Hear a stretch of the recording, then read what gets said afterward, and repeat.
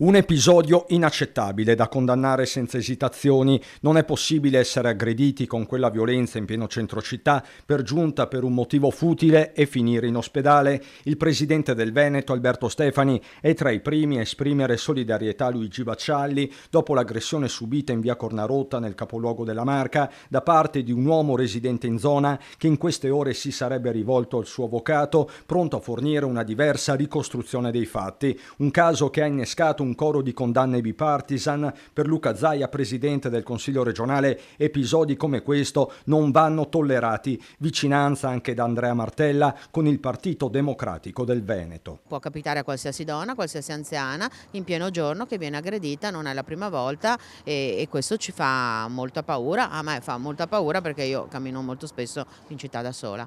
Comunque auguri al direttore. Ribadisce l'impegno per la sicurezza e il rispetto della legalità il capogruppo di Fratelli d'Italia Casugana, Guido Bertolazzi. Atto assurdo per Europa Verde AVS, ed è netta anche la condanna della Camera del Lavoro, un attacco non solo a un singolo individuo ma alla nostra comunità. È fondamentale che tutti noi ci uniamo per difendere i valori di rispetto e civiltà che devono guidare le nostre interazioni quotidiane. Le parole della segretaria generale della CGIL trevigiana Sara Pasqualin. A Baccialli l'augurio di pronta guarigione anche da parte del sindaco di Bassano del Grappa, Nicola Finco, perché possa tornare al più presto al suo lavoro con la serietà sempre dimostrata. Sulla falsariga i sindaci di Venezia Luigi Brugnaro e di Chioggia Mauro Armelao. E c'è anche la nota di ordine sindacato dei giornalisti. Ogni forma di violenza, tanto più se scaturita da motivi futili, è inaccettabile e rappresenta un segnale preoccupante del clima di tensione che attraversa la società. E non poteva mancare la solidarietà piena delle redazioni del gruppo Media Nord-Est,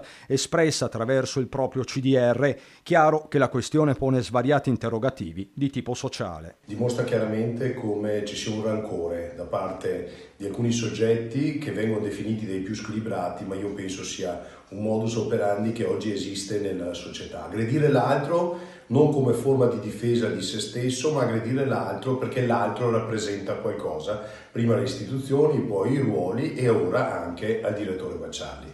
Una cosa imperdonabile, ma soprattutto che rappresenta un rancore, a mio avviso, che esiste alle spalle di alcuni soggetti in questa società. Questa è la vera minaccia nei confronti della stabilità sociale.